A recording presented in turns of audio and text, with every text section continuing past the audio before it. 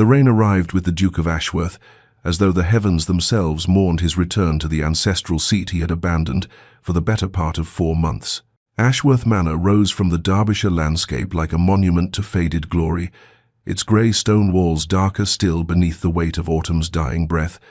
its countless windows reflecting nothing but the leaden sky and the skeletal branches of gardens left to wither in deliberate neglect. Adrian Ashworth descended from his carriage with the practiced indifference of a man returning not to a home, but to an obligation, his boots striking the gravel drive with sharp, impatient sounds that scattered the gathering crows from their perches along the western wing. The air tasted of coming winter and regret,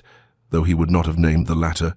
would not have acknowledged that tightness in his chest as anything more than distaste for the damp and the cold. 2 years had passed since his father's debts had shackled him to this place, in ways that went beyond mere inheritance. 2 years since he had stood in the chapel and spoken vows to a woman whose name he could barely bring himself to utter, whose face he had scarcely troubled himself to examine on that grey morning when duty demanded he marry the merchant's daughter with her vulgar dowry and her common blood. Eleanor Ashworth, she was called now, though he never used the title, never granted her the dignity of duchess, even in the privacy of his own thoughts. She had been the price of his freedom from his father's gambling debts, the transaction that kept Ashworth Manor from passing into the hands of creditors, and he had paid it with all the grace of a man signing away a piece of his soul. He had left her here, installed her in the East Wing like an artifact too valuable to discard but too shameful to display, and had departed for London within a week of their wedding, returning only when estate business or social obligation demanded his presence. The manor loomed before him now as his butler emerged to greet him, and Adrian felt nothing but the familiar hollowness that had become his constant companion, the sense that he had traded one prison for another and gained nothing but a wife he did not want and could not respect. He moved through the entrance hall with its fading tapestries and portraits of worthier ancestors, barely noticing the servants who bowed and curtsied in his wake, his mind already calculating how soon he might return to London and the life that felt more real than anything these ancient walls contained. It was only as he passed the long gallery that something caught his eye, a movement in the window that overlooked the dying rose garden, a figure in pale blue standing among the thorns and the rain-soaked earth, and for the briefest moment, Adrian Ashworth saw his wife, really saw her, for perhaps the first time since their wedding day, a slender silhouette against the grey autumn sky, and something he could not name stirred in the hollow space behind his ribs before he turned away and continued toward his study, dismissing the vision as he had dismissed everything about Eleanor for 2 long years. Adrian had rehearsed his justifications so many times in the 2 years since his wedding that they had taken on the quality of sacred truth, immutable facts that required no examination and permitted no doubt. Eleanor Pemberton, as she had been before she purchased her way into the Ashworth name with her father's merchant fortune, represented everything his breeding had taught him to disdain: new money earned through trade rather than inherited through generations of noble blood, manners learned from tutors rather than absorbed from birth, a lineage that could be traced back perhaps 2 generations before dissolving into the unremarkable masses of common England. She had been the solution to a problem, nothing more, the key that unlocked the debts his father's weakness had accumulated, and Adrian had turned that key with all the enthusiasm of a man opening his own prison cell. He had avoided her with an artistry born of genuine aversion, timing his arrivals and departures from Ashworth Manor to minimize any possibility of encounter, taking his meals in his study when forced to remain in residence, instructing the household staff to keep the East Wing entirely separate from his own apartments in the western quarters, where his father and grandfather had resided before him. He told himself she had everything she could reasonably desire: a roof over her head, food on her table, servants to attend her needs, and the protection of his name, even if he could not bring himself to offer the dignity of his title. What more could a merchant's daughter expect from a duke who had married her only to save his ancestral home from ruin? He had never presented her to society as his duchess, had attended balls and dinners alone, had allowed his acquaintances to assume his wife remained in the country due to delicate health or personal preference, and when his mother wrote letters inquiring after the Pemberton girl, he responded with terse assurances that she was adequately housed and caused him no trouble. It was on the 3rd day of his current residence at the manor that Adrian encountered Eleanor in the hallway, connecting the main gallery to the library, a chance meeting that neither could avoid without obvious rudeness, and he found himself stopping mid-stride as she did the same, both of them frozen in that awkward ballet of people who share a name but not a life. She curtsied, a small, precise movement that seemed to contain neither resentment nor expectation, and he inclined his head in acknowledgement, his eyes skating across her features without truly seeing them, noting only that she seemed somehow diminished since their wedding day, smaller and quieter, as though she had been fading gradually in the shadows of the east wing, like a portrait left too long in the Sunday, Your Grace, she murmured, her voice barely above a whisper, and he managed a curt, "Madam," before continuing past her, but not before he caught the scent of lavender and something else, something like rain-washed earth, and the entirely unwelcome observation that her gown, though simple and undoubtedly years old, was immaculately maintained and suited her fair coloring in a way he had never troubled himself to notice before. The first crack in Adrian's carefully constructed indifference appeared 3 days into his residence, manifesting not as a dramatic revelation, but as a chance observation that left him standing motionless in the corridor outside the blue drawing room. His hand arrested midway to the door handle as voices drifted through the partially open doorway. They were servants' voices, unmistakably so, but speaking with a warmth and affection that seemed entirely foreign to the stiff formality he had always associated with household staff, and the words that reached his ears made him pause in confusion because they were speaking of Her Grace with something that sounded remarkably like devotion. He had rarely heard the servants mention Eleanor at all during his previous visits, and certainly never with this tone of genuine regard, and the strangeness of it held him there, listening like a common eavesdropper until footsteps approaching from the opposite direction forced him to abandon his position and continue down the hallway, the puzzle of those affectionate voices lingering in his mind like an irritant he could not dislodge. It was later that same afternoon, as Adrian made his way toward the library seeking refuge in correspondence that required his attention, that he witnessed the incident that would fundamentally disturb his assumptions about the woman he had married and abandoned. A young scullery maid came rushing around the corner from the servants' stairs, her face blotched with tears and her apron askew, moving with such heedless speed that she crashed directly into Eleanor, who had been walking in the opposite direction with her characteristic quiet grace. Adrian stopped in the shadows of a doorway, expecting to witness the sort of sharp reprimand that would be entirely appropriate for such carelessness, perhaps even dismissal given the severity of the collision, but instead he watched in mounting astonishment as Eleanor steadied the girl with gentle hands and spoke in a voice so soft he had to strain to hear the words. The maid was sobbing now, apologizing profusely between gasping breaths, and Eleanor guided her to a nearby bench with all the care one might show to an injured child, sitting beside her and taking the girl's work-roughened hands in her own without the slightest hesitation or disgust. The story emerged in fragments. The maid's mother had fallen ill in the village. There was no money for a physician. The fever was worsening, and the girl was terrified she would lose the only family she had left. Eleanor listened with an attention that seemed to encompass the maid's entire being, and when the tale was finished, she did not offer empty platitudes or dismissive comfort, but instead rose with immediate purpose and instructed the girl to return to her duties while Eleanor herself would attend to the matter. Within minutes, Adrian watched from his concealed position as Eleanor dispatched a footman to fetch Dr. Morrison from the village, sent another servant to the still room for medicines, she specified with surprising precision, and wrote out instructions for food and supplies to be delivered to the sick woman's cottage, all accomplished with an efficiency that suggested this was far from the first time she had orchestrated such assistance. The maid departed with tears of gratitude rather than distress, and Eleanor stood alone in the hallway for a moment afterward, her hand pressed briefly to her heart, as though steadying herself before she continued on her way with that same quiet dignity Adrian had noted in their hallway encounter, leaving him standing in the shadows wondering if what he had just witnessed was an aberration or a revelation, and whether the woman he had dismissed as insignificant might be something he had never troubled himself to discover. The days that followed Adrian's observation of Eleanor's compassion toward the scullery maid passed with a peculiar quality of heightened awareness,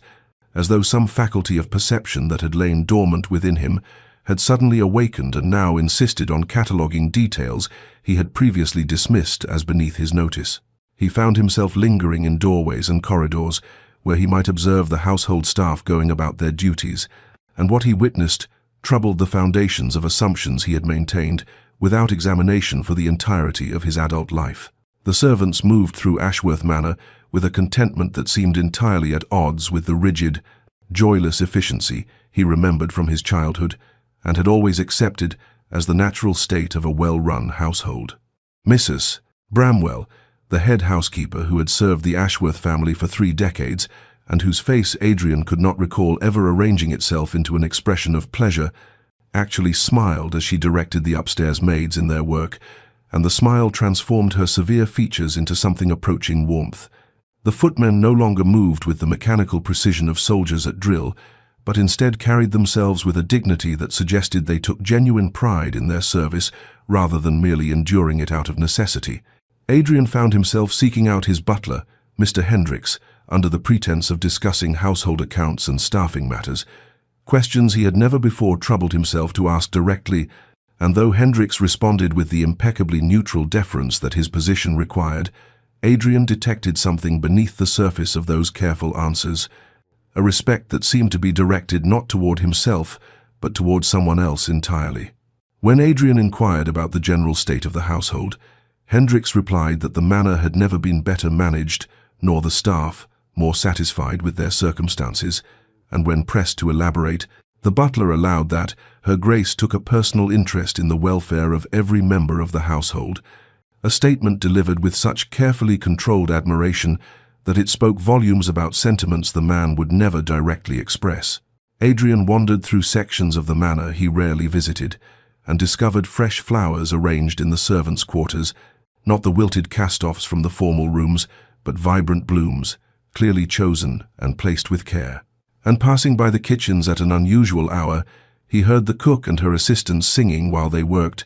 their voices blending in a folk melody that spoke of contentment rather than mere tolerance of labor. The realization settled over him with the weight of an accusation he could not refute. The entire atmosphere of Ashworth Manor had transformed during his prolonged absences. It shifted from the cold formality he had always known into something warmer and more vital. And the architect of this transformation was the woman he had relegated to the shadows of the East Wing and dismissed from his consideration. Adrian made a decision that night, as he sat alone in his study with a glass of brandy growing warm in his hand, a decision that both intrigued and unsettled him in equal measure. He would remain at the manor rather than fleeing to London, as had been his habit, and he would observe more carefully this stranger, who wore his name and had apparently accomplished what he never could, turning a house into something that resembled a home. Adrian's decision to remain at Ashworth Manor rather than fleeing to the familiar diversions of London society meant that he was present on a Tuesday morning when he happened to pass by one of the unused drawing rooms in the East Wing,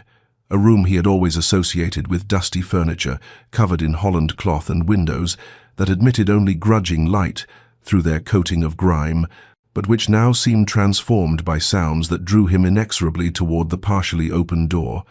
The voices of children reached his ears first, high and bright with excitement, and then Eleanor's voice responding to them with a patience that seemed infinite as she guided them through what appeared to be a lesson in reading. Adrian positioned himself where he could observe through the gap in the doorway without being seen, and what he witnessed made him feel as though he were watching a scene from some other household entirely, some place where warmth and kindness were the natural order rather than the exception. Eleanor sat in a circle with perhaps 8 or 9 children, ranging in age from perhaps 5 to 12, all of them dressed in the simple clothing of servants' families, and she held a book open in her lap while the children took turns reading passages aloud with varying degrees of proficiency. Her patience with their struggles was remarkable, the way she would gently correct pronunciation without ever making a child feel ashamed of their mistakes, the way she praised each small success with genuine delight that made the children's faces glow with pride. When one small boy stumbled over a particularly difficult word and looked ready to cry from frustration, Eleanor set the book aside and told them all a story instead, something about a clever fox and a vain peacock that had the children laughing with such uninhibited joy that Adrian felt something shift uncomfortably in his chest. The smallest girl, who could not have been more than 6 years old, climbed into Eleanor's lap with the unself-conscious trust of a child who has never known rejection, and Eleanor wrapped her arms around the child and continued the story while stroking the girl's hair with absent tenderness. When the tale concluded and the children clamored for another, one of the older boys declared with the absolute conviction of childhood that "the Duchess is the kindest lady in all of England," and the others immediately agreed with enthusiastic certainty, and Adrian watched his wife's face soften with an emotion he could not name, but which made her seem suddenly, devastatingly beautiful. This did not match his perception of her at all.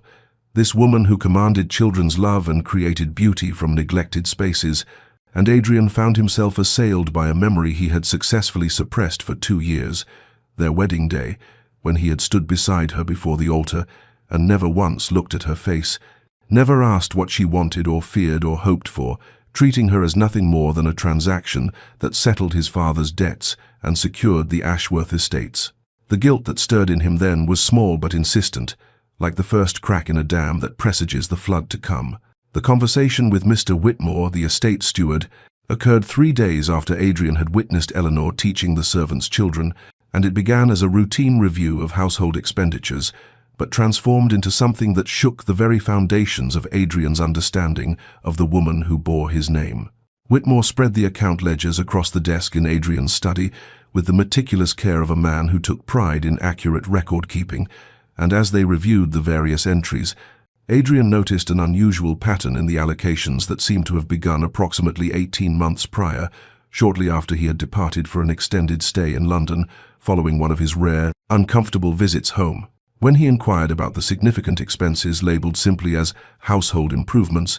Whitmore's weathered face arranged itself into an expression of barely concealed admiration as he explained that Her Grace had undertaken a comprehensive program to improve the living and working conditions of the manor's staff, all funded entirely from her own dowry settlement rather than the estate accounts. The specifics that Whitmore enumerated struck Adrian with the force of accusations he could not refute. New uniforms for all the servants, properly fitted and made of quality fabric rather than the threadbare cast-offs that had been standard. Substantial improvements to the staff quarters, including proper heating and repairs that had been neglected for years. Enhanced provisions for the kitchens so that the servants ate as well as their masters. Arrangements with physicians in the village to provide medical care for the household staff and their families without charge. The establishment of a lending library stocked with books carefully selected to suit various reading levels and interests, and perhaps most remarkably, the creation of an emergency fund that servants could access without shame when illness or misfortune struck their families, all administered with such discretion that the recipients need never feel they were accepting charity. Adrian sat in stunned silence as Whitmore continued, noting that Her Grace had never once requested funds for personal expenditure during the entire period of her residence at Ashworth Manor, had never asked for new gowns beyond the minimum required for propriety, had expressed no interest in jewels or carriages or any of the luxuries that women of her position typically demanded as their due, and had instead directed every penny of her personal income toward the welfare of others. The steward's voice carried a quiet reproach as he observed that the Duchess possessed a remarkable facility for accounts and estate management, far superior to what one might expect from her background, and that she had transformed the household from a place where servants worked merely to survive into something approaching a true community where people took pride in their labor and genuinely cared for one another's well-being. Adrian dismissed Whitmore with words he barely registered speaking, and when he was alone again in the study that suddenly felt suffocating in its masculine severity, he found himself confronted by a memory that burned with shame. Himself at a London dinner party 6 months after his marriage, listening to some earl make a joke about merchants' daughters buying their way into noble houses, and Adrian had actually laughed and made some cutting remark about common blood that had earned appreciative chuckles from the assembled company, and he understood now with devastating clarity that Eleanor possessed more true nobility in her smallest gesture than he had demonstrated in his entire privileged, wasteful life. The afternoon sun had emerged from behind the perpetual grey clouds that seemed to brood over Ashworth Manor, and Adrian found himself drawn by some impulse he could not name toward the East Gardens, those neglected acres that had once been his mother's pride, but which had fallen into picturesque ruin after her departure, overgrown with ivy and brambles that swallowed the old stone paths and classical statuary until the whole resembled some romantic painting of melancholy decay. What he discovered there arrested him completely, for Eleanor knelt in the dirt among a group of gardeners, her hands working soil alongside theirs with no consciousness of her station, her simple day dress already stained with earth, and her hair escaping from its pins to fall in dark tendrils around her face as she directed the planting of what appeared to be an extensive herb garden, laid out with surprising precision and design. She was explaining something about the medicinal properties of various plants to old Thomas, the head gardener who had served the estate for 40 years, and Adrian was astonished to hear the depth of her knowledge as she discussed the cultivation of feverfew for headaches, the proper harvesting of chamomile, the uses of comfrey for healing wounds, speaking with the confidence of someone who had studied these matters seriously rather than as a genteel accomplishment. Thomas listened with obvious respect, occasionally asking questions that Eleanor answered with patient thoroughness, and Adrian found himself moving closer despite his intention to observe from a distance, his boots crunching on the gravel path and announcing his presence to the small group of workers who immediately began to rise and bow. Eleanor looked up at him with an expression he could not quite read, wariness mixed with something else, and perhaps surprise that he had ventured into this part of the grounds that he had so clearly ceded to her domain, and she rose gracefully, despite the dirt on her hands and the disarray of her appearance, meeting his gaze with a directness that was neither defiant nor submissive, but simply honest. He found himself asking about her work here, actually asking rather than commanding or dismissing, and her voice, when she responded, carried a soft quality that somehow also conveyed absolute confidence, as she explained her plan to create a medicinal garden that would supply the village with remedies for common ailments, reducing their dependence on expensive physicians for minor complaints, while teaching the local women to recognize and use healing herbs themselves. She did not grovel or seek his approval in her explanation, did not perform the elaborate deference he had always assumed was his due, but instead spoke to him as one reasonable person to another,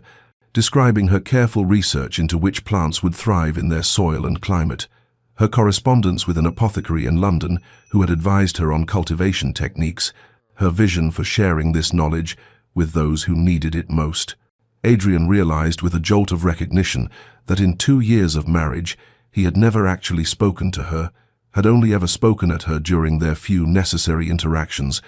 issuing instructions or making dismissive comments, but never engaging in genuine conversation,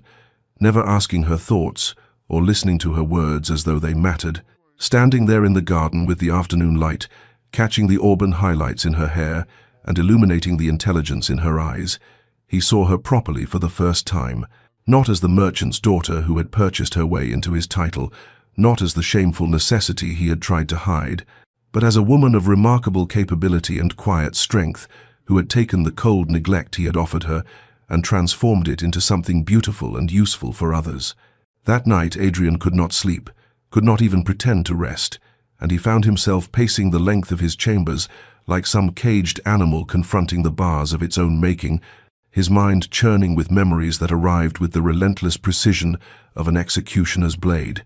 each one a small death of the man he had believed himself to be. He remembered the wedding with excruciating clarity now, how he had stood beside Eleanor at the altar and spoken his vows while looking somewhere past her left shoulder, refusing to meet her eyes, as though direct acknowledgement might somehow make the humiliation more complete, and he recalled how small her voice had been when she spoke her own promises, barely audible in the vast cathedral that his family had built to celebrate their ancient lineage. That lineage he had considered himself to be sullying by accepting her father's money in exchange for a title the merchant could never otherwise claim. The wedding night returned to him with particular shame, how he had escorted Eleanor to the Duchess's chambers that had been prepared for her, had made some cold pronouncement about her comfort being adequately provided for, and had then retreated to his study, where he spent the hours until dawn drinking brandy and nursing his wounded pride, while she waited alone in rooms she had never seen before, in a house full of strangers who served a husband who would not even grant her the basic courtesy of his presence. For 2 years he had treated her as though she were invisible, introducing her on the rare occasions when necessity demanded it as "my wife," but never as the Duchess of Ashworth. That subtle distinction that signaled to all of society that she was to be tolerated but not truly accepted, acknowledged but not honored, and he saw now with devastating clarity how deliberately cruel that choice had been. The society events paraded through his memory in an unbroken stream of evidence against him. The autumn ball, where he had danced with half a dozen eligible young ladies while Eleanor remained at Ashworth Manor, the opera where he had occupied the family box with his mother and unmarried sister, while making excuses about Eleanor's delicate health, the shooting party at Lord Pemberton's estate, where he had accepted the invitation for himself alone, without even considering that a wife might accompany her husband to such gatherings, and always, the careful explanations he gave when anyone inquired, the dismissive references to her common background,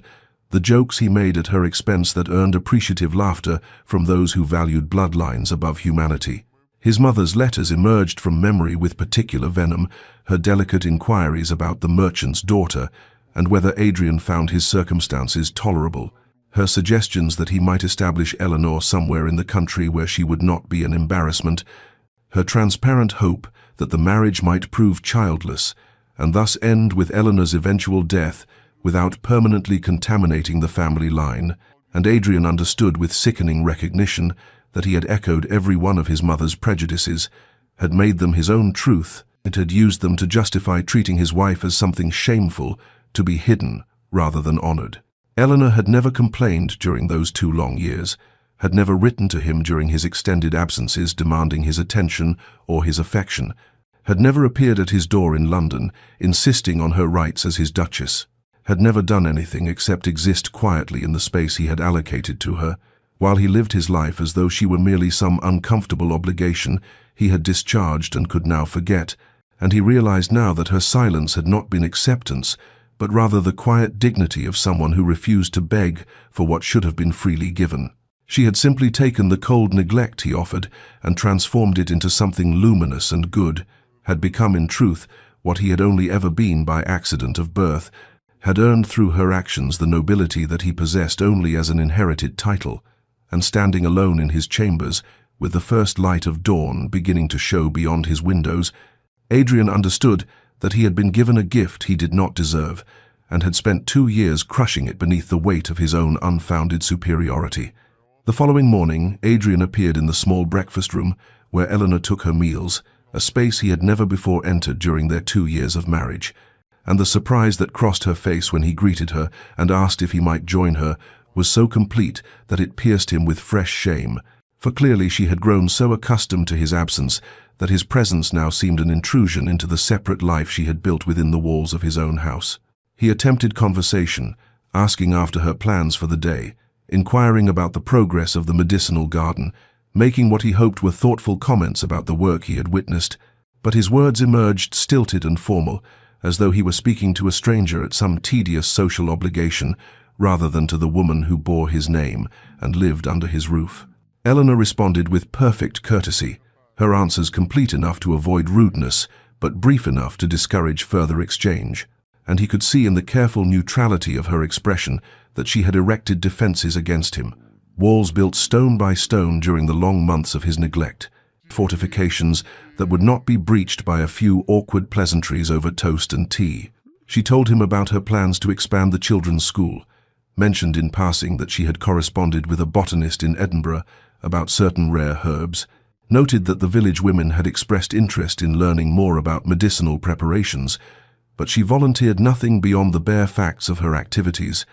offering no glimpse into her thoughts or feelings about this work that so clearly consumed her passion and energy. Adrian found himself growing frustrated with the very barrier he had constructed,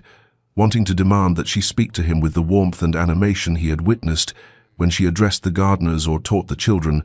yet understanding with bitter clarity that he had forfeited any right to such intimacy through his own deliberate cruelty. Days passed in this uncomfortable pattern, Adrian seeking Eleanor's company with increasing frequency, while she remained politely distant, answering his questions but never asking any of her own,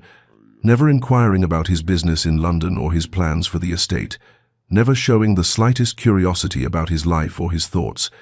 and he realized with a shock of recognition that she had learned not to care about him and had trained herself out of whatever natural interest a wife might take in her husband's affairs, because he had made abundantly clear that her interest was unwelcome and her opinions worthless. She never asked him for anything, never requested his presence at some event she had planned, or his opinion on some decision she faced, never sought his approval for the projects she undertook, or his assistance with the challenges she encountered, and he understood that this independence, which might in another context have seemed admirable, was in truth the saddest testament to his failure. For Eleanor had built a complete life at Ashworth Manor that simply did not include him, except as a distant landlord whose permission she had learned she did not need. He was a stranger in his own home, walking corridors that Eleanor had filled with purpose and warmth, passing servants who looked to her for guidance and protection, observing the transformation she had wrought in every corner of the estate, while remaining himself utterly peripheral to it all, and the knowledge that she had made the manor into a true home for everyone except him settled over his heart, like winter frost over dying flowers. The illness arrived in the village like some malevolent fog rolling in from the marshlands, first claiming old Thomas the blacksmith's youngest grandchild, then spreading through 3 cottages on the eastern edge of the settlement before anyone understood the danger they faced, and by the time word reached Ashworth Manor, the fever had taken hold of nearly 24 souls, with more falling sick by the hour. Adrian learned of it from his steward during their morning meeting, the man's worried report barely finished, before Eleanor appeared in the doorway of the study without knocking, her face pale but composed, already dressed in her plainest gown, with her hair pulled back severely, as though she were preparing for battle rather than social calls,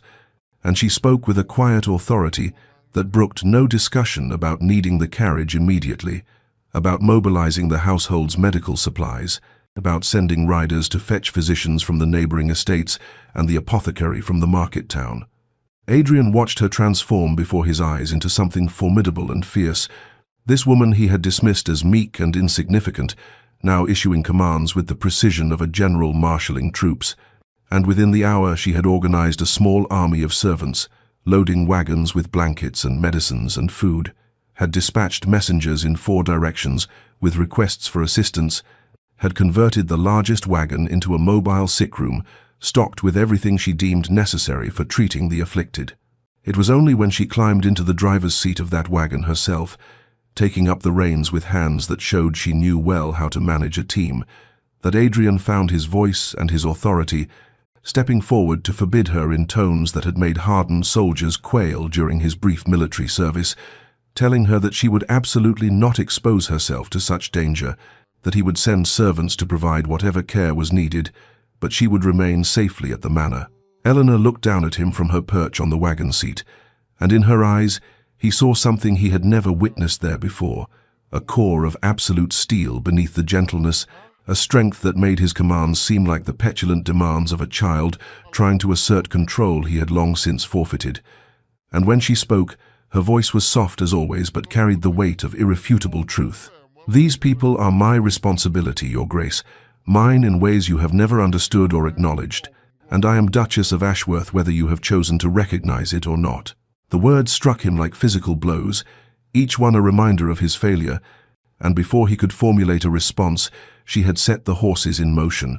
the wagon rolling down the drive, while he stood watching in impotent fury that was really fear, terrible consuming fear that he might lose her to this illness before he had any chance to make amends for the years he had wasted. And without conscious decision, he found himself calling for his own horse, following the dust cloud of her wagon toward the village, while his mind conjured every nightmare scenario of Eleanor lying fever-sick and dying while he stood helpless beside her,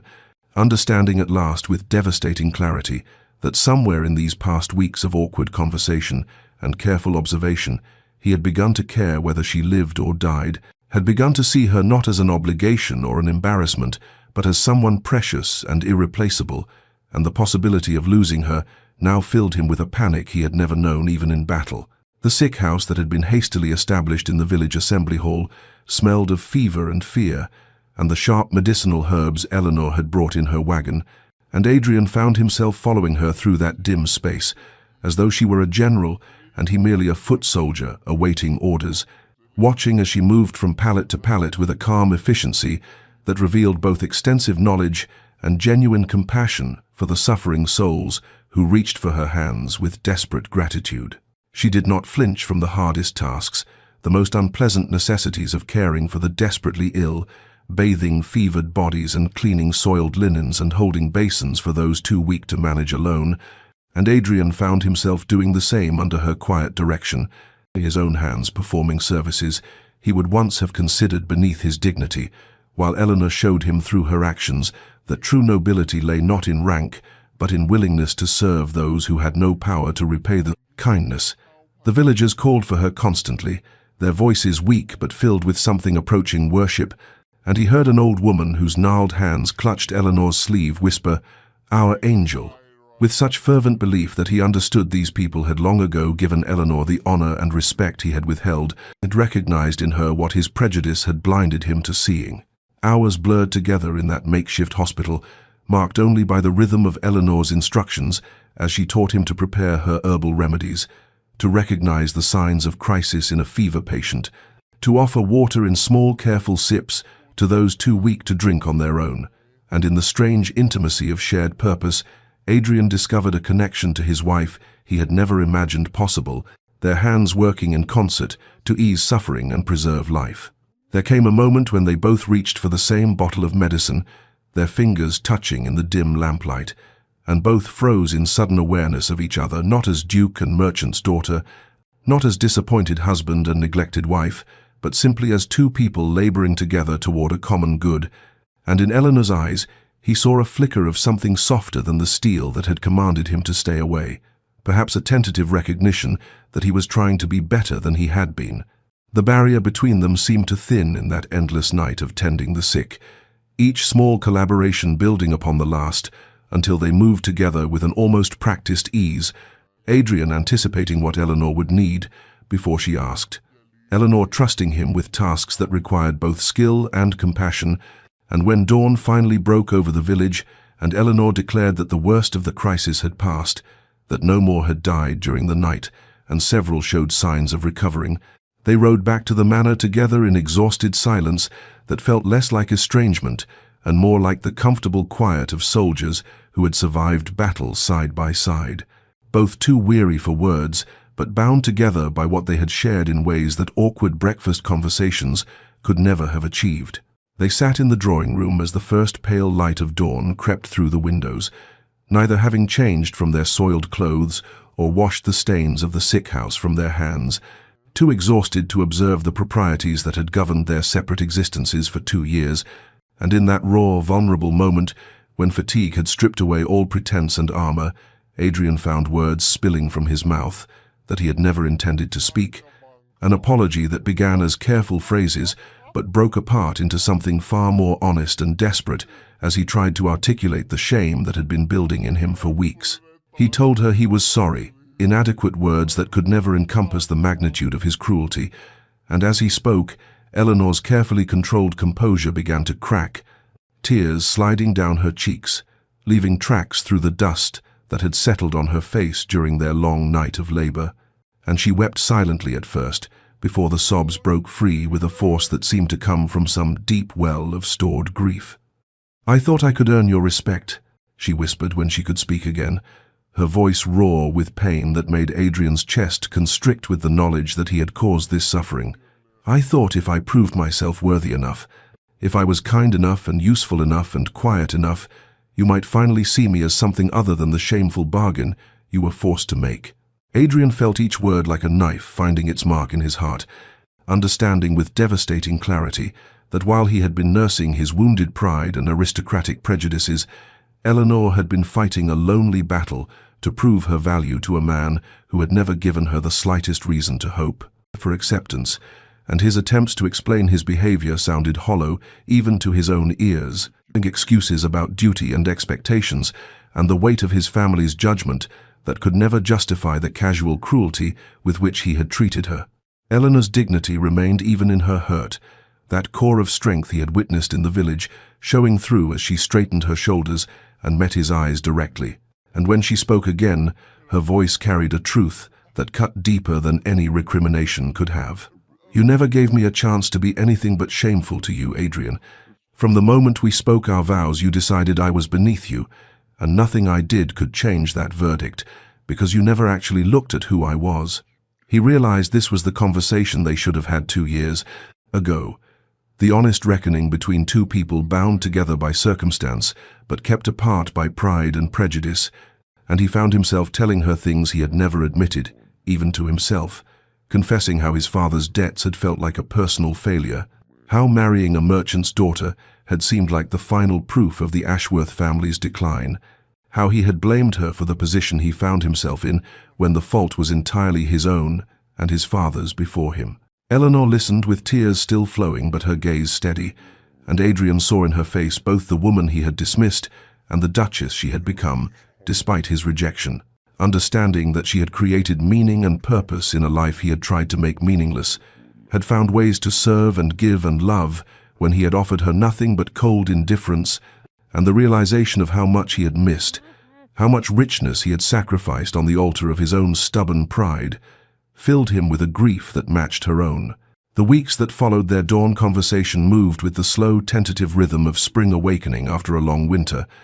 and Adrian found himself asking Eleanor each morning if he might join her in whatever work she had planned for the day, his requests carrying a humility that was entirely new to him, as he waited for her permission to enter the world she had built in his absence, learning through patient observation about everything she had created while he had been deliberately blind to her efforts. He discovered that her intelligence was formidable, her knowledge of estate management more thorough than his own, despite her merchant background. Or perhaps because of it, for she understood accounts and resources and the practical needs of those who worked the land in ways his aristocratic education had never taught him, and her wit emerged gradually as her guardedness slowly eased, small flashes of humor that caught him by surprise and made him realize how much richness he had denied himself by refusing to know her. Their meals together became genuine conversation rather than awkward silence. Eleanor sharing her thoughts about the village school she hoped to expand, the improvements she envisioned for the tenant farms,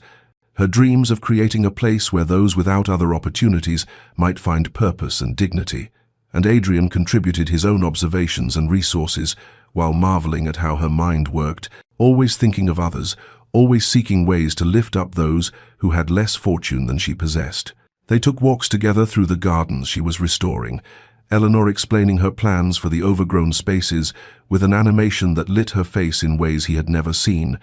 and he found himself remembering small details she mentioned, simply for the pleasure of seeing her surprise, when he referenced them days later, brought her books on medicinal herbs he had ordered from London. He noticed when she seemed tired and suggested she rest, small gestures that felt inadequate against the weight of his past neglect, but represented his earnest attempt to show through actions what his words could not quite convey. Eleanor responded to these overtures with cautious warmth, sharing more of herself with each passing day but never quite abandoning the protective reserve that his years of coldness had taught her to maintain, and Adrian understood that he was earning back her trust, one careful moment at a time, rebuilding what he had never properly built in the first place. The household watched their tentative courtship with poorly concealed delight. Mrs. Bramwell's knowing smiles following them through the corridors, the servants finding excuses to linger when the Duke and Duchess were together as though witnessing something precious and long-awaited,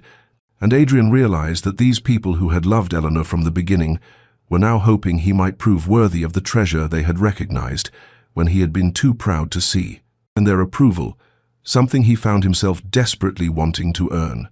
Hope was growing between them like the spring bulbs Eleanor had planted in the East Garden, small green shoots pushing through cold earth toward warmth and light, fragile still but persistent, and though Adrian knew the full flowering of what might exist between them was far from certain, he tended these first signs of life with the devotion of a man who understood he had been given a chance at something rare and irreplaceable, something he would spend whatever time remained to him proving he deserved. Adrian made his announcement over breakfast one morning in early summer, when the gardens Eleanor had restored were beginning to bloom in earnest. His declaration that he intended to host a ball at Ashworth Manor, landing between them with the weight of something momentous, and he watched Eleanor's face carefully as he explained that she would be presented to society properly, formally, as the Duchess of Ashworth in the way she should have been 2 years earlier, when their marriage had been a shameful secret. he kept hidden from his peers. Fear flickered across her features before she could mask it, that old uncertainty rising in her eyes as she asked quietly whether he was certain this was wise, whether exposing her to the scrutiny of the ton might not bring him more embarrassment than honor. And Adrian felt his heart contract at the realization that she still saw herself through the lens of his old prejudices, still believed on some level that she was the shameful bargain he had once named her. He reached across the table to take her hand, a gesture that still felt new enough to make them both acutely aware of the contact, and told her with a fierceness that surprised them both that he was determined to honor her publicly and to claim her before all of society as his duchess and his wife, to correct the grievous wrong he had done her by hiding her away as though she were something to be ashamed of rather than celebrated. The preparations began immediately, Adrian insisting that Eleanor have new gowns made by the finest modiste in London, that the ballroom be restored to its former glory, that every detail reflect the importance of the occasion, and he watched Eleanor move through these arrangements with a mixture of excitement and trepidation that made him wish he could shield her from the judgment he knew awaited, while simultaneously understanding that this trial by society was necessary for her to truly claim her place as Duchess of Ashworth. His mother arrived 3 days before the ball, her carriage rolling up to the manor with the same imperious authority she had always wielded, and Adrian steeled himself for the confrontation he knew was coming, as the Dowager Duchess swept into the drawing-room with her familiar expression of aristocratic disdain already firmly in place. She wasted no time in expressing her disapproval of the entire venture, her words dripping with contempt as she demanded to know why Adrian was suddenly parading his merchant bride before society, after having had the good sense to keep her hidden for 2 years, and something in Adrian snapped at hearing Eleanor described in those terms. His defense of his wife emerging with a force that shocked his mother into silence as he told her that Eleanor was worth 10 of any woman she had ever pushed at him, that she possessed more true nobility in her smallest gesture than most of the ton could claim in their entire pedigrees, that he would not tolerate anyone, not even his own mother, speaking of her with anything less than the utmost respect. The dowager stared at her son as though seeing a stranger, her shock visible in the way her mouth opened and closed without sound, and neither of them noticed Eleanor standing in the doorway where she had come upon this scene, her hand pressed to her heart as she listened to Adrian defend her with a passion that told her more clearly than any private words could have that his transformation was real and complete and unshakable, that he had truly chosen her over the prejudices of his class and the expectations of his family. And in that moment, something in her that had remained guarded and uncertain finally began to believe that the hope growing between them might actually be allowed to bloom. Eleanor descended the grand staircase on the evening of the ball like something from a dream Adrian had never dared to have,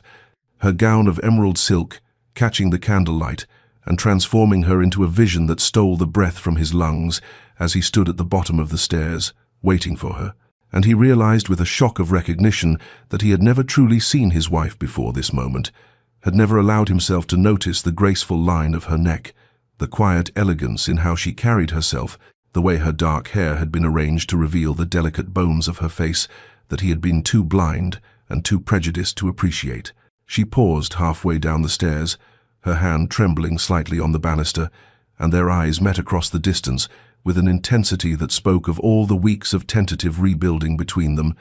all the hope and fear and fragile trust they had been nurturing, like gardeners tending precious seedlings, and Adrian extended his hand to her as she reached the bottom step, tucking her fingers into the crook of his arm with a possessiveness that was entirely new, as he told her in a voice rough with emotion that she was breathtaking and that she had always been beautiful, and he had been a fool not to see it. He led her into the ballroom with his head held high and his chest swelling with pride that felt both foreign and entirely right. Feeling the weight of society's collective gaze fall upon them as they entered together, the whispers starting immediately like wind through dry leaves, as the assembled nobility took in the sight of the Duke of Ashworth with the wife he had hidden away for 2 years, their eyes sharp with curiosity and judgment, and barely concealed contempt. Adrian raised his hand for silence, his voice carrying across the ballroom with an authority that came not from his title but from absolute conviction as he made his formal introduction, proclaiming Eleanor as his wife and the Duchess of Ashworth, in words that left no room for doubt or qualification, and he watched the faces of his peers as they processed this public acknowledgement of a woman most had assumed would remain a shameful secret forever. Their first dance together was a revelation of physical closeness after years of careful distance. Adrian's hand at Eleanor's waist, feeling the warmth of her through the silk as they moved through the waltz, their bodies finding a rhythm together that seemed to echo the tentative harmony they had been building in their daily lives, and he leaned close to whisper compliments that made color rise in her cheeks and told her that every man in the room envied him, that she moved with more grace than any woman he had ever partnered. Eleanor's responses were shy but genuine, her earlier fear giving way to something that looked almost like happiness as she allowed herself to believe in this moment, in his public claim of her, in the possibility that she might truly belong in this world that had seemed determined to reject her. And Adrian felt his heart clench with tenderness at her courage in facing this trial for his sake. The evening progressed with its share of thinly veiled contempt from certain quarters, Lord Pemberton making a comment about merchants' daughters playing at nobility that carried clearly across the refreshment table, and Adrian's response was immediate and devastating, his public rebuke delivered in a tone of ice, as he informed Pemberton that his wife possessed more true nobility in her smallest finger than Pemberton had in his entire overfed body, that anyone who could not show her the respect she deserved would no longer be welcome at Ashworth Manor or considered a friend of his. The silence that followed his words was absolute and electric, society watching with bated breath as the Duke of Ashworth chose his merchant bride over the approval of his class, and Eleanor felt tears prick her eyes at this public demonstration of his loyalty, even as she maintained her composure with the quiet dignity that had always been hers. Some guests began to thaw as the evening continued, drawn despite themselves by Eleanor's genuine warmth and the obvious transformation in Adrian, and he watched with satisfaction as his wife's grace and intelligence slowly won over those with eyes clear enough to see past prejudice to the remarkable woman he had been blessed to marry. Above in the servants' gallery, Mrs. Bramwell and the household staff watched their Duchess shine with tears of pride streaming down their faces, their joy at seeing her finally honored in the way she deserved more precious to Adrian than any approval from the ton, and he looked up once during the evening to catch Mrs. Bramwell's eye, receiving a nod of acknowledgement that told him he had finally begun to earn the respect of those who had loved Eleanor when he had been too proud to see her worth. At this moment of public declaration, healing something in both Eleanor and himself that had been broken by years of shame and hiding, transforming their marriage from secret burden into celebrated partnership before all the world. The last guests departed near midnight, but Eleanor found herself too restless to retire despite the exhaustion that weighted her limbs and the evening's intensity, leaving her nerves humming with an energy that would not permit sleep, and she slipped out through the terrace doors into the garden, where roses bloomed silver in the moonlight, and the air hung heavy with their perfume and the promise of summer storms. She had not expected to find Adrian there among the climbing vines, his coat discarded and his cravat loosened in a way that made him look younger and more uncertain than the commanding Duke, who had defended her so fiercely before all of society, and they both froze when their eyes met across the garden path. This chance meeting in the darkness, feeling somehow more significant than all the careful conversations they had shared in daylight. Adrian spoke first, his voice rough as he confessed that he could not sleep, that the evening had unsettled something in him that he needed to name before another day passed in half-truths and careful politeness. And Eleanor felt her heart begin to race as he crossed the distance between them, with steps that spoke of determination hard won. He told her then, standing among the roses she had planted with her own hands, that he was falling in love with his own wife, that he had been falling for weeks now without fully admitting it to himself, that watching her tonight had made him realize he wanted not just her forgiveness, but her heart, her trust, and her love, if she could ever bring herself to give it to a man who had squandered 2 years of the gift he had been given. Eleanor's guarded heart trembled at the edges, wanting desperately to believe but terrified of the pain that would come if he changed his mind again, if this transformation proved temporary or conditional, and she asked him in a voice that shook with vulnerability how she could trust this, how she could believe he would not wake one morning and regret her all over again, and regret the merchant's daughter who had bought her way into his life. Adrian's response was a vow delivered with such fierce conviction that it bypassed her rational defenses and struck directly at the hope she had been trying so hard not to nurture, his promise that he would spend every day of his remaining life proving himself worthy of her, that he would never again make her doubt her place at his side,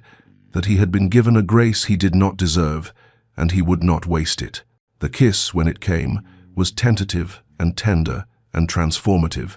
Years of distance and hurt and loneliness bridged in the press of his lips against hers, in the way his hands framed her face as though she were something precious and breakable. In the salt taste of tears on both their faces, as they stood in the garden at midnight and allowed themselves finally to heal, the walls between them crumbling like ancient fortifications no longer needed, because the war was over, and they stood on the same side at last. Two people who had been strangers choosing to become partners,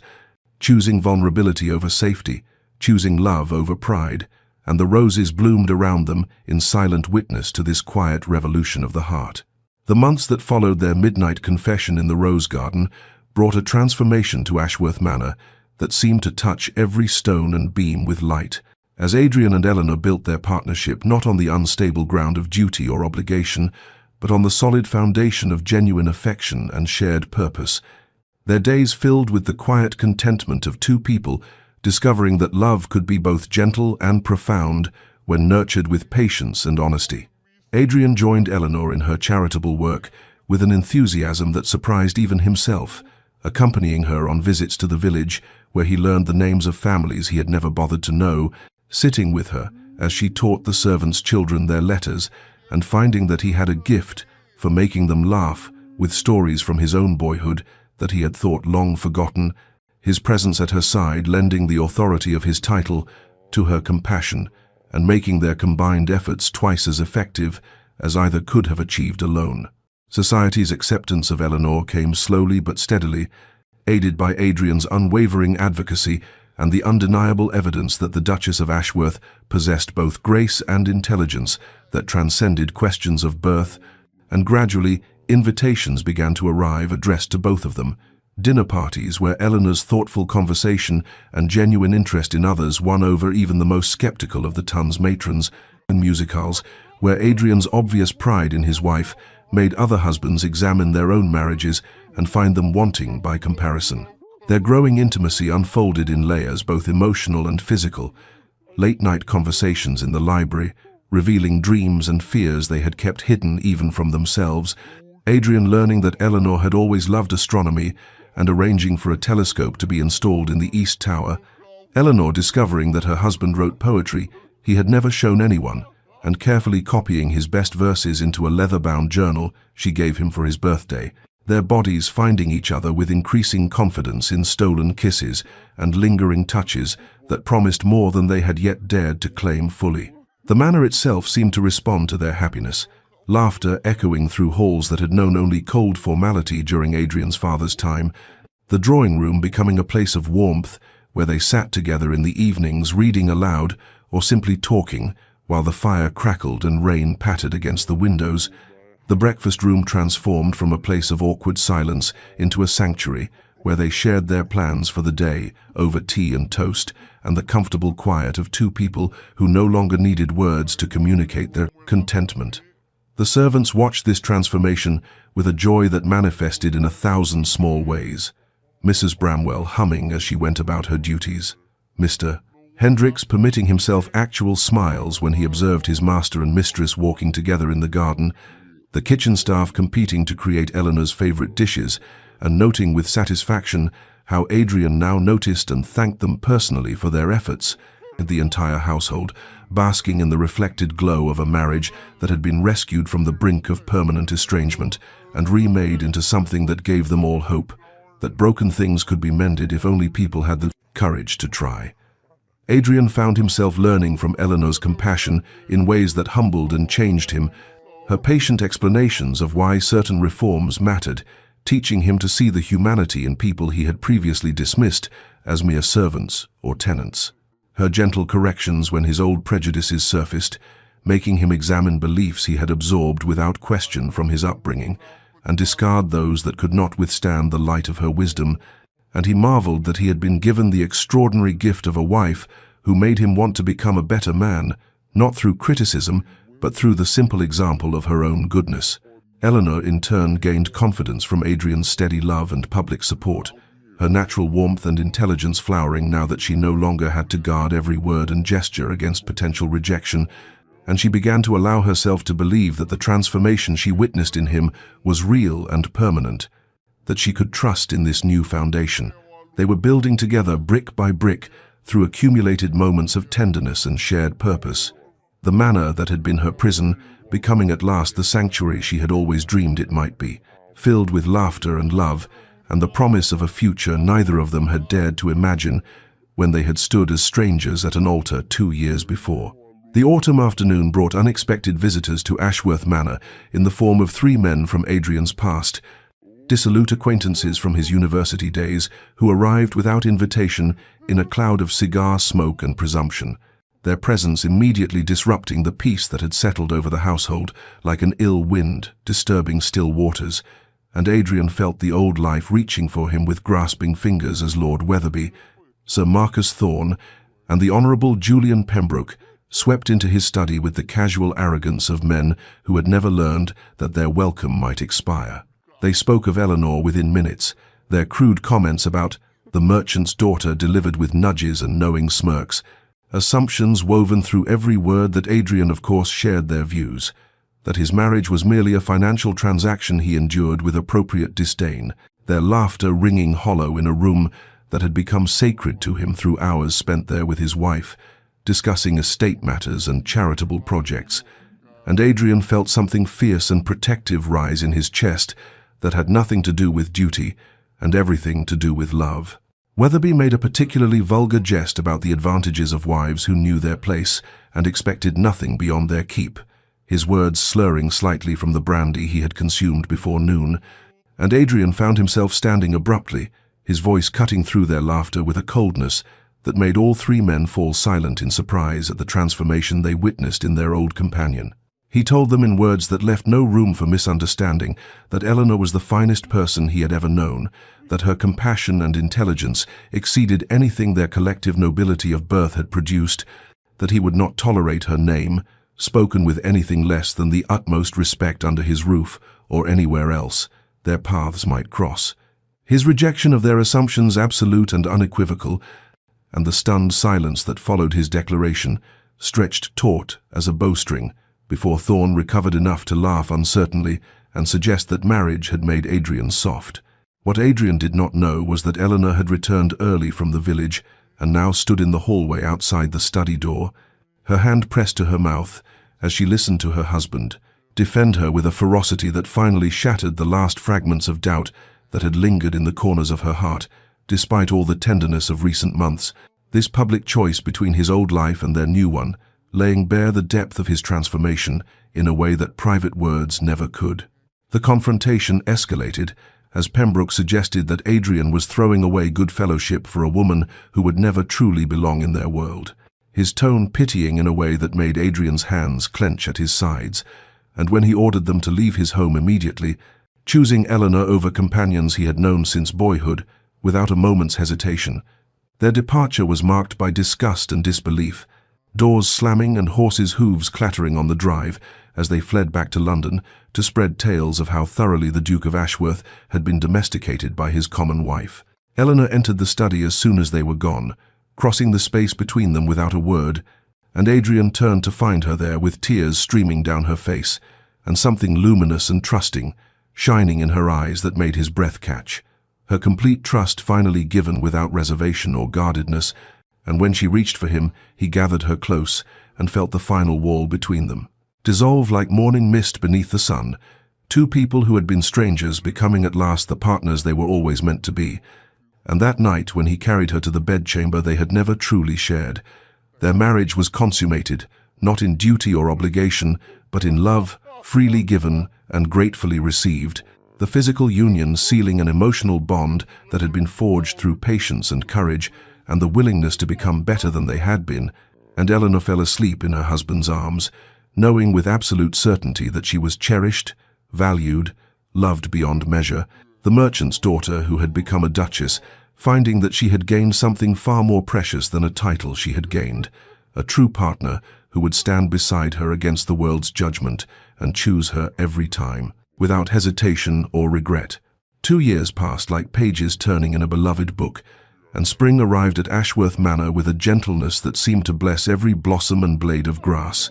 the estate flourishing under Eleanor and Adrian's joint stewardship in ways that transformed not only the physical property, but the very souls of all who lived and worked there. The village thriving with new cottages built to replace crumbling hovels, a proper school established where the children learned trades alongside their letters, and a lending system that allowed families to improve their circumstances without the crushing weight of usurious debt that had plagued them for generations. Eleanor moved through the manor's sun-filled rooms with the serene grace of a woman utterly secure in her place and purpose, her condition evident now in the gentle swell of her body that carried their first child, a daughter they would name Catherine after Eleanor's mother, and Adrian watched his wife with a wonder that had not diminished but rather deepened with time, marveling that he had been granted the extraordinary privilege of sharing his life with someone whose goodness made him want to be worthy of her every single day. Society had come around gradually but thoroughly to respecting the Duchess of Ashworth, her intelligence and genuine compassion winning over even the most entrenched skeptics, and invitations now arrived regularly, requesting their presence or their patronage, other noble families quietly approaching Adrian to ask how he and Eleanor had managed to reform their estate's practices without sacrificing profits, discovering to their surprise that treating people with dignity and fairness actually improved productivity and loyalty in ways that cruelty and neglect never could. The manor itself had been transformed from the cold mausoleum of Adrian's childhood into a true home filled with light and laughter, every room touched by Eleanor's warmth and Adrian's growing capacity for joy, the servants no longer merely content but genuinely prosperous and loyal, their children educated and healthy, their families secure in the knowledge that the Duke and Duchess cared for their welfare as much as for the estate's bottom line, and this transformation radiated outward like ripples on a pond, touching neighboring properties and inspiring change in unexpected places. On a particularly beautiful April afternoon, Eleanor and Adrian hosted a garden party for the servants and their families, the grounds alive with children's laughter and the quiet satisfaction of adults who knew themselves valued. And Adrian stood watching his wife move among the guests with a grace that needed no title to make it noble, her hand resting unconsciously on her rounded belly as she listened with genuine interest to old Mrs. Hendricks describe her grandson's progress in the village school, and he felt gratitude wash over him so powerfully that his eyes burned with unshed tears at the recognition of how close he had come to destroying the best thing that had ever happened to him through his own pride and prejudice. Eleanor found him standing alone beneath the ancient oak tree and came to slip her hand into his, their fingers intertwining with the easy intimacy of two people who had learned each other's hearts through patience and dedication, and when he whispered that she had saved him from becoming the worst version of himself, she turned to meet his eyes and replied with the simple truth that had become the foundation of their partnership, telling him softly that they had saved each other, that love was not one person rescuing another, but two people choosing daily to build something beautiful together from the broken pieces of what might have been. And in her words, he heard the echo of every morning they had shared, every challenge they had faced as partners,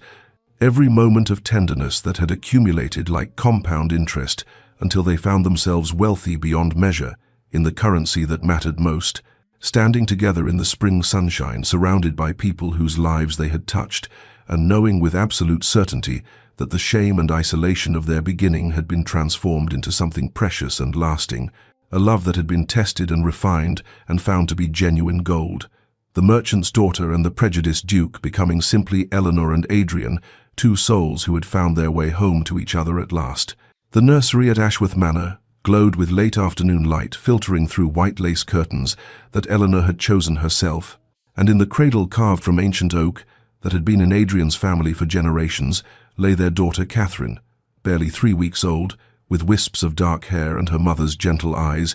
While Eleanor sat in the rocking chair her husband had commissioned from the village woodworker, and Adrian knelt beside them both with one hand resting on the cradle's edge and the other covering his wife's where it lay in her lap, the three of them, forming a tableau of completeness that neither parent had ever imagined possible during those bleak early years of their marriage, when shame and pride had built walls that seemed insurmountable. Adrian looked at his daughter and saw the future stretching before her, a childhood filled with love and security, and parents who would teach her that true nobility had nothing to do with bloodlines and everything to do with how one treated the vulnerable and powerless.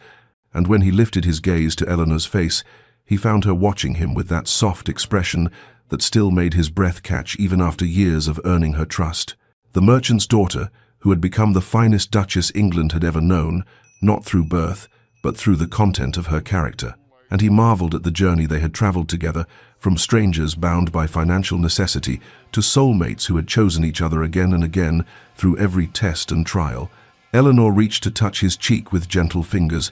reading in his expression the wonder and gratitude that had become his constant companions, and she thought of the frightened young woman who had arrived at this manor 4 years ago, expecting nothing and finding even less, how she had made herself small and useful, hoping to earn some scrap of acknowledgement from the husband who could barely look at her, and how patient endurance and quiet dignity had somehow transformed not only Adrian but herself, teaching her that she had always possessed worth that needed no external validation, though having her husband's love and respect made the knowing sweeter than she could have imagined. They sat together in the peaceful nursery while Catherine slept, and the manor hummed with life around them. Servants going about their duties with contentment, born of fair treatment and genuine care, and the village beyond the estate, walls thriving in ways that sent ripples of change through the entire county, as other noble families began questioning their own practices and finding that compassion and profit were not mutually exclusive. And Adrian understood with crystalline clarity that this moment, this simple afternoon with his wife and daughter, represented everything he had almost destroyed through his own prejudice and pride. The shame that had once defined their marriage transformed into a pride so profound it threatened to overwhelm him with its intensity. Dear listener, consider this truth that Eleanor and Adrian learned through patience and pain, that nobility of character will always surpass nobility of birth, that the courage to change and grow is the mark of true strength, and that love earned through genuine transformation is worth infinitely more than love demanded by right or duty. In your own life, when you encounter those whom society has deemed lesser or shameful, look beyond the surface judgments to see the worth that exists in every human soul, and if you find yourself trapped in circumstances that seem unchangeable, remember that it is never too late to become the person you were meant to be, that patience and dignity in the face of rejection can plant seeds that bloom in unexpected seasons, and that the walls we build to protect our pride often become the prisons that prevent our happiness. May you find the courage to love truly and be loved in return. May you learn to value character over pedigree and compassion over tradition, and may you rest peacefully tonight, knowing that your worth is not determined by others' recognition, but by the kindness you bring into the world and the love you nurture in your own heart.